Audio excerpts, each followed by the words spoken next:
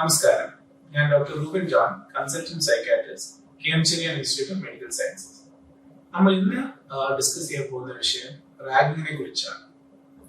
അപ്പം റാഗിങ്ങിന്റെ ആദ്യം ഒറിജിൻസ് എന്തുവാ, എങ്ങനെ അത് തുടങ്ങിയത്, പിന്നെ അതിന്റെ ഇന്ത്യൻ നിയമത്തിലുള്ള റൂൾസ് എന്തുവാ, പിന്നെ അതിന്റെ അണ്ടർലൈൻ സൈക്കോളജി എന്തുവാ, പിന്നെ ഒരു പേഴ്സണൽ എക്സ്പീരിയൻസ്, അത് കഴിഞ്ഞിട്ട് എന്തൊക്കെ നമുക്ക് ചെയ്യാൻ പറ്റും, ഇത് ഒന്ന് കംപ്ലീറ്റ്ലി ഒന്ന് സ്റ്റോപ്പ് ചെയ്യാനായിട്ട്. റാഗിങ് ആക്ച്വലി സ്റ്റാർട്ട് ചെയ്തത് ഒരു മിലിറ്ററി കോൺസെപ്റ്റ് ആണ്. ഒരു പുതിയൊരു മെമ്പർ വരുമ്പോൾ അവരെ ഒന്ന് ഹാർഡൻ ആക്കാനായിട്ട്, അവർ ഈ ഫേസ് ചെയ്യാൻ പോകുന്നതിന്റെ അല്ലെങ്കിൽ അവരുടെ ആ ട്രൂപ്പിന്റെ ഒരു ടീം ബിൽഡിംഗ് എക്സസൈസ് പോലൊരു ഇതിലായിട്ടാണ് സ്റ്റാർട്ട് ചെയ്തത്. അത് World War I World War II നന്നായിട്ട് അത് കൂടി. ആൻഡ് അത് കഴിഞ്ഞിട്ട് തിരിച്ചു വരുന്ന സോൾജേഴ്സ്, ചിലർ പഠിക്കാൻ യൂണിവേഴ്സിറ്റീസിൽ ചെന്നു, ചിലർ കോളേജസിലും വർക്ക് സ്പേസിലും ഒക്കെ ചെന്നവര് അവിടെ നിന്നാണ് ഈ ഒരു റാഗിങ് ഒരു കോൺസെപ്റ്റ് ഒരു മെയിൻ സ്ട്രീം ഒരു ഇതിലോട്ട് മെയിൻ സ്ട്രീമിലോട്ട് അത് വന്നത്. പിന്നെ ഒരു ചോദ്യം കൂടെ ഉണ്ട്, വൈ ഇത്രയും ഒരാളൊരു കാര്യം പറഞ്ഞു, പക്ഷെ അത് ഇത്രയും സ്പ്രെഡ് ആവാനുള്ള കാരണം. സോ അതിനകത്ത് ഒരു യൂണിവേഴ്സിറ്റി ഗ്രാന്റ്സ് കമ്മീഷൻ UGC ഒരു സ്റ്റഡി ഉണ്ടായിരുന്നു. ആൻഡ് ഈ റാങ്കിങ്ങിനെ പറ്റി അവർ കുറെ UGC ആണ് മെയിൻ ആന്റി റാങ്കിങ് കമ്മിറ്റിയും ആന്റി റാങ്കിങ് സ്ക്വാഡും റൂൾസും ഒക്കെ എനാക്ട് ചെയ്തത് യൂണിവേഴ്സിറ്റി ഗ്രാന്റ്സ് കമ്മീഷൻ ആണ്. അപ്പൊ അവരുടെ ഒരു സ്റ്റഡിനകത്ത് അവർ പറഞ്ഞത് ഒരു 3 ഇൻഡിവിജ്വൽ ആൻഡ് കൾച്ചറൽ ഫാക്ടേഴ്സ് ഇതിനകത്തുണ്ട്. റാങ്കിങ്ങിനെ ഇന്ന് ഇത്രയൊന്ന് പുഷ് ചെയ്യുന്നതിന്റെ ഒരു വൺ റീസൺ നമ്മുടെ സമൂഹത്തിലും അല്ലെങ്കിൽ ഇന്ത്യയിലും കൾച്ചറലി ഒരു ഫിസിക്കൽ അല്ലെങ്കിൽ ഒരു ഇമോഷണൽ ഡിസിപ്ലിനിങ് ചെയ്താലേ കുട്ടികൾ നന്നാവത്തുള്ളൂ അല്ലെങ്കിൽ കുട്ടികൾ പഠിക്കത്തുള്ളൂ. ആ ഒരു കോൺസെപ്റ്റ് ഓൾറെഡി നമ്മുടെ ഇന്ത്യയിൽ, ടോക്കിംഗ് അബൌട്ട് ഇന്ത്യയിൽ അതിനൊരു കോൺസെപ്റ്റ് ഓൾറെഡി നമ്മുടെ സമൂഹത്തിലും ഫാമിലീസിലും ഉണ്ടായിരുന്നു. അവരൊരു സ്റ്റഡി നടത്തിയതിനകത്ത് 20% പേരൻസ് പറഞ്ഞു ഫിസിക്കലി ഡിസിപ്ലിൻ ചെയ്താൽ മാത്രമേ കുട്ടികൾ, അവരുടെ അഭിപ്രായത്തിൽ കുട്ടികൾ നന്നാവത്തുള്ളൂ.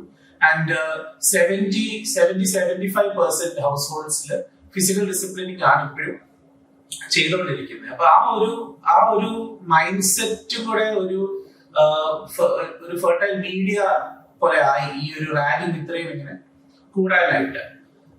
പിന്നെ ഇതിന്റെ ഒരു റൂൾസ് അല്ലെങ്കിൽ നിയമങ്ങൾ റെഗുലേറ്റഡ് റാഗിങ്ങിനെ പറ്റി പറഞ്ഞാൽ 1997 തമിഴ്നാട് വരുന്ന first Indian state ragging completely ban ചെയ്യാൻ. 1996 ഒരു മെഡിക്കൽ സ്റ്റുഡന്റ് റാഗിങ്ങിന്റെ ഭാഗമായിട്ട് ഒരു മരിച്ചായിരുന്നു. മീൻസ് അവരെ ഇങ്ങനെ ഉപദ്രവിച്ചു ആൻഡ് കൊന്നു. ആൻഡ് ആ ഒരു ഇൻസിഡന്റ് ഭയങ്കരമായിട്ടൊരു വിഷയമായി തമിഴ്നാട്ടിൽ. അത് കഴിഞ്ഞിട്ട് തമിഴ്നാട് ഫസ്റ്റ് സ്റ്റേറ്റ് ബാൻ ചെയ്യാൻ 1997. പിന്നെ 2001 supreme court ragging all India ലെവലിൽ ബാൻ ചെയ്തത്. പിന്നെ അത് UGC കമ്മീഷൻ ഏറ്റെടുത്ത് കുറെ റൂൾസ് ഉണ്ടാക്കി. അപ്പം ആ റൂൾസിനകത്താണ് റാഗിങ്ങിന്റെ ആക്ച്വൽ ഡെഫിനിഷൻ എന്തുവാണ്.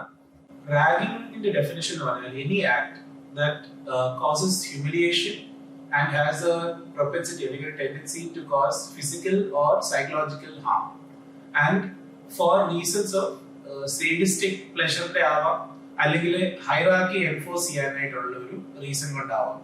ഇങ്ങനെയുള്ള എല്ലാ ആക്ടും, ഇപ്പം വെദർ ഇറ്റ് ഇസ് ബൈ സംസാരം, by words, by tone of your voice, by അവരോട് ചെയ്യാൻ പറയുന്ന കാര്യങ്ങളാവാം, ഇമെയിൽ അയക്കുന്നതാവാം, എനി ഫോം ഓഫ് ബുള്ളിങ്ങും ഇതിനകത്ത് ഇൻക്ലൂഡ് ആവും. ഇതിന്റെ എല്ലാം ഇതിനകത്ത് കവർ ചെയ്തിട്ടുണ്ട്. അതിനകത്തൊരു മെയിൻ സെൻട്രൽ കോൺസെപ്റ്റ് ഹ്യൂമിലിയേഷൻ ആണ്. അവർക്ക് താല്പര്യമില്ലാത്ത കാര്യങ്ങൾ, നോർമലി ചെയ്യാത്ത കാര്യങ്ങൾ അവരെ കൊണ്ട് ചെയ്യിപ്പിക്കുക, അതിൽ നമ്മുടെ എന്തെങ്കിലും ഒരു സാഡിസ്റ്റിക് പ്ലഷർ കിട്ടുക, അല്ലെങ്കിൽ നമ്മുടെ ഹൈറാർക്കി, നമ്മുടെ പവർ ഒന്ന് എസ്റ്റാബ്ലിഷ് ചെയ്യുക. ഈ ഒരു മീറ്റ് ചെയ്യുന്ന ഫ്രഷേഴ്സിന്റെ അഗേൻസ്റ്റ് ആയിട്ട് നടക്കുന്ന എല്ലാ ആക്ടിവിറ്റിയിലും റാഗിങ്ങിന്റെ ഇതിൽ വരുന്നതാണ്. റാഗിങ് ഇങ്ങനെ ഒരു മീഡിയയിലും അതൊരു കോമഡി ആയിട്ടാണ്. ഒരു സീരിയസ് ആയിട്ടുള്ള സിനിമാസ് കൊണ്ട് അത് അത്രയും പോപ്പുലർ അല്ല. ഇച്ചിരി കൂടെ ഒരു കോമഡി പോലെ കാണിക്കുന്ന സിനിമാസ് ആണ് കൂടുതൽ പോപ്പുലർ. ഇപ്പം എല്ലാവർക്കും ഓർമ്മയുണ്ടാവും പ്രേമത്തിന്റെ സിനിമയില് ഉള്ള റാഗിങ് എന്ന് പറഞ്ഞൊരു റാഗിങ്ങിന്റെ ഒരു സീൻ.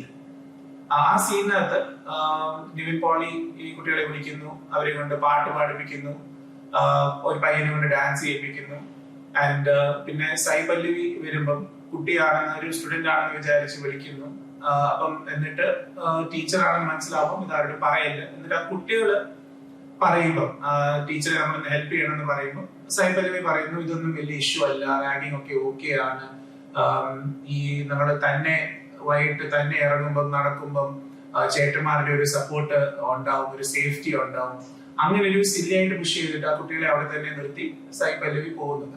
അപ്പം അതാണ് അങ്ങനെ ഒത്തിരി ഇപ്പം അത് പിന്നെ ഇച്ചിരി കൂടെ ഒരു മൈൽഡർ ഫോം ഓഫ് റാഗിങ് എന്ന് അല്ലെങ്കിൽ മോഡേൺ ഫോം ഓഫ് റാഗിങ് എന്ന് പറയാം. പിന്നെ ഈ ഹിന്ദി സിനിമാസ് കാണുന്ന 3 Idiots സിനിമയിലും പിന്നെ മുന്നബായ് MBBSലുള്ള സിനിമയിലും അവിടെ ഒരു ഓൾമോസ്റ്റ് ഒരു സെമി നേക്കഡ് ആയിട്ട് കുട്ടികളെ അണ്ടർവെയറിൽ നിർത്തിച്ച് ഓരോരോ കാര്യങ്ങൾ ചെയ്യിപ്പിക്കുന്നു, പാട്ട് പാടുന്നു. ആൻഡ് ഇപ്പൊ ഈ സിനിമയിലും ഒരു പയ്യൻ മുന്നബായ് MBBSന്റെ സിനിമയിൽ ഒരു പയ്യൻ പറയുന്നു ഇത് ഇല്ലീഗലാണ്, ഇങ്ങനെ റാഗിങ് ലീഗൽ അല്ല, അലൗഡ് അല്ല. അപ്പം ബാക്കി സ്റ്റുഡൻസ് പറയുന്നു അല്ല, ഡെഫിനറ്റ്ലി അലൗഡ് ആണ്, ചെയ്യാൻ പറ്റും.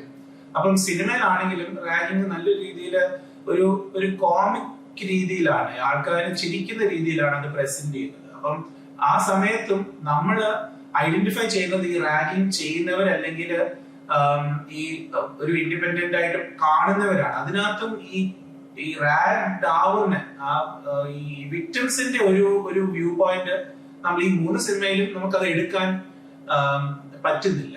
മീൻസ് മോസ്റ്റ് ഓഫ് ദം ഇതൊരു അങ്ങനെയാണ് പൊതുവെ നമ്മളൊരു കാണുന്നേക്കുന്നത്.